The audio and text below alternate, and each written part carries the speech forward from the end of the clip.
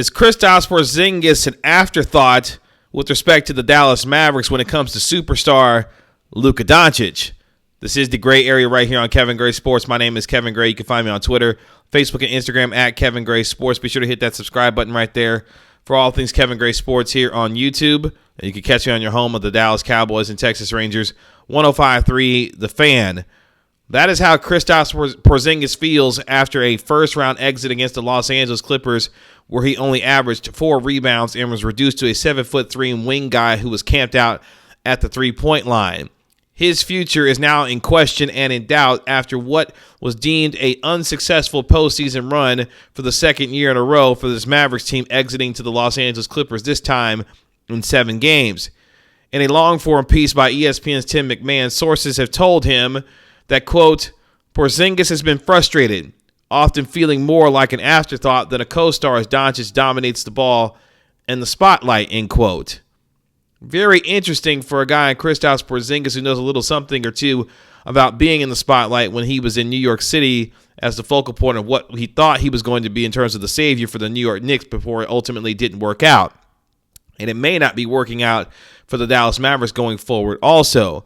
Already in the middle of a 5-year, $158 million max contract, Porzingis did not play well, obviously, against the Los Angeles Clippers, only really having the one good game that he had in game number 2 when he went 8 of 12 for 20 points. But other than that, unfortunately, he couldn't move laterally. He was getting blown by multiple times by guys like Kawhi Leonard, Paul George, and even Nicholas Batum. Even his rim protection suffered in this particular series against the Clippers. And his production on both ends of the floor continue to regress. Now, this is interesting for a player who is a 20-10 player, has the capability of shooting the ball well from the three-point line, and as Rick Carlisle has talked about it in the past, is a historically great three-point shooter at his size at 7'3". But all those things may not necessarily matter going into this upcoming season because it's becoming more and more clear that the potential fit and long-term fit between him and Luka Doncic may not necessarily be there. How do I feel? I'm good. I try to put in the work, try to work hard, do my part, listen to the coaches, what I'm asked for to do, and that's it. I try to keep it simple for myself, so I'm not overthinking things, and I try to focus on what I can control. And that's being a better basketball player, going into the offseason hungry, wanting to get better physically on the basketball court. And I'm going to put that work in to get better, and then the rest of the stuff will resolve itself. So I try to focus on what I can control. And that's disappointing given the amount of resources that this Mavericks team has poured into trying to get Kristaps Porzingis to be the true number 2 to Luka Doncic. At one point this year, we thought that those two were actually meshing together, especially at their apex when you saw against the New Orleans Pelicans when Kristaps Porzingis had 36 points on 8 of 13 from the three-point line when Luka Doncic had 46 points that night. The on-off numbers when it comes to Kristaps Porzingis and Luka Doncic are staggering. When Luka Doncic and Kristaps Porzingis are on the floor together, they're averaging 1.16 points per possession. When Kristaps Porzingis is off the floor, when Luka Doncic is on the floor, is only 1.06 points per possession. So you can tell the offensive flow is much different when those two are in concert and when they're not, given how talented these two offensive players are. But it seems like at this particular point, things may be untenable between Porzingis and this franchise, given what things are already starting to come out with respect to how his future may look, given how he feels about his role as far as the Mavericks are concerned. Here is Kristaps Porzingis talking about how he feels about his role and his fit going forward for this Mavericks basketball team. Just keep working on my game, being more the most effective I can. You know, the game's evolving, and you know, the way we're playing, the way I was playing, for example, in New York, where you know a lot of post-ups, barely any teams do those kind of things anymore. So my game also has to evolve, and I have to find ways how I can be effective. You know, which I've obviously started to shoot more threes and stretch the floor for my teammates. But also there's different things that I could do better, and that's what I'm going to focus on and work and put in my mindset to have that for next season when I play, I do those things instinctively without thinking, and that's gonna help my game a lot. And as I said, I'm really excited for this off season to have a good long off season where I can put in the work and refresh everything and come back next season. So Kristaps Porzingis saying he feels good about his fit with this team long-term going forward and will continue to work on the things that he's been asked to do during what was ultimately a quote-unquote interesting season for Kristaps Porzingis. Obviously for him, the fit with Luka Doncic was one that a lot of folks thought would continue to work given his ability to space the floor and create offense based on what Luka Doncic was giving to him and being able to shoot the ball well from the three-point line. Not necessarily facilitating offense on his own, but more importantly, being able to be a guy who executed offense based off of what Luka Doncic was able to provide to him.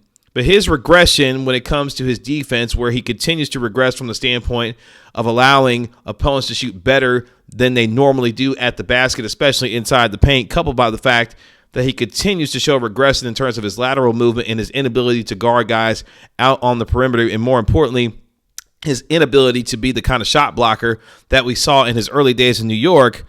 He's becoming an expensive potential liability for this Mavericks team. And more importantly, how does it look forward when the terms of the Mavericks when it comes to Luka Doncic and what they need around him in order for him to be successful?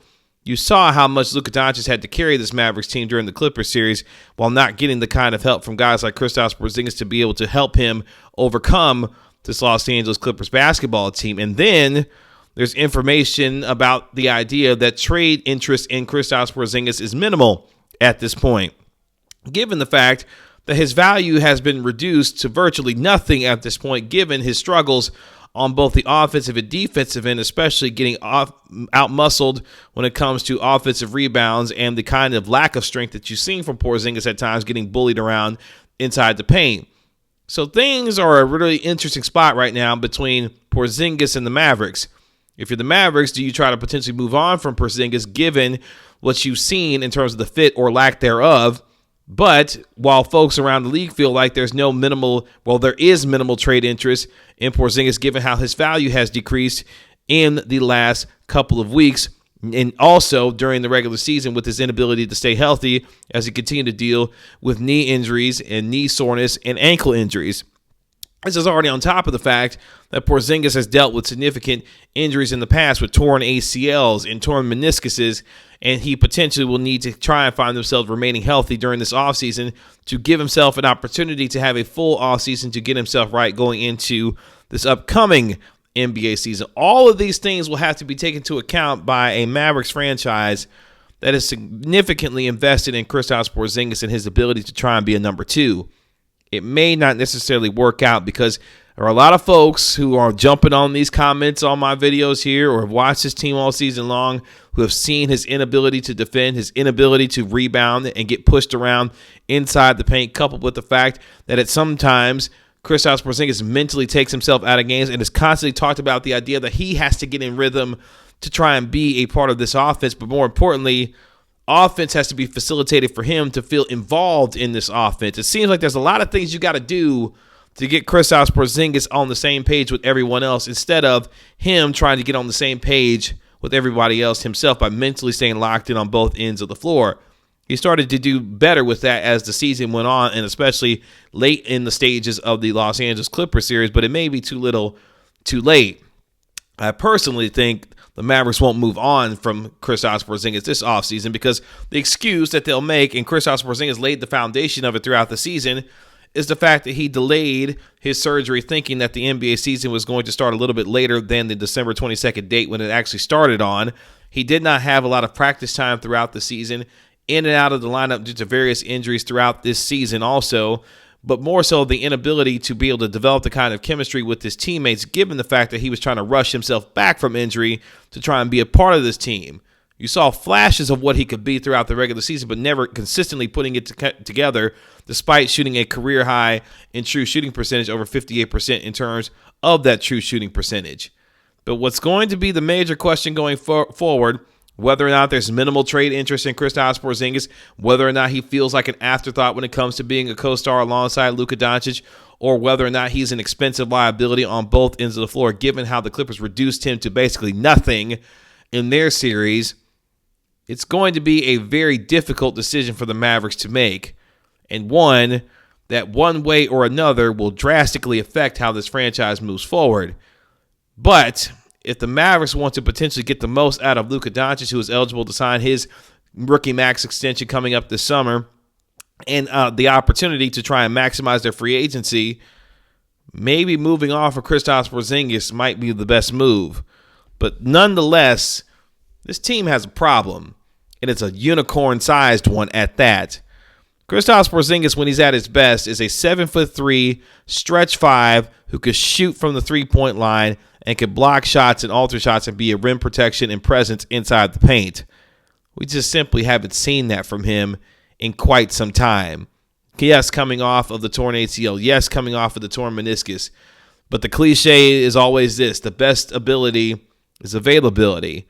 And for Porzingis, his inability to be available may be his undoing, but more importantly, his regression as a player on both ends of the floor, given the skill set that he has and what he continues to try and be, that may be a bigger problem for this Mavericks team going forward. But nonetheless, it's not a good look when you've already got folks talking about the idea that you've been frustrated and feeling like an afterthought.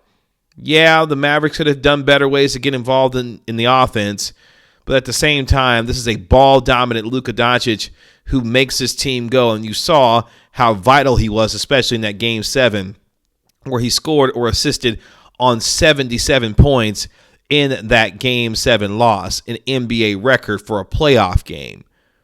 Porzingis is going to have to find himself becoming a more valuable asset while still trying to be the guy who could potentially be a number 2 to Luka Doncic. You say, Kevin, weren't you the one earlier this year talking about the fact that Luka Doncic and Kristaps Porzingis could be one of the best young duos in all of the NBA? Yeah, it was. And a lot of that was based on what the Mavericks were telling me and what I was observing on the floor when those two were actually right together and playing the kind of basketball they were together. They were the most efficient pick-and-roll duo in all of the NBA this year when Doncic was the primary ball handler and when Kristaps Porzingis was the screener. We know what kind of offensive music those two can make when they're on together. It just seems like they're not on the same page, and more importantly, this franchise may not be on the same page either. You can find me on Twitter, Facebook, and Instagram at Kevin Gray Sports. Be sure to hit that subscribe button right there for all things Kevin Gray Sports here on YouTube. This has been another episode of The Gray Area. We'll talk to you later. Peace.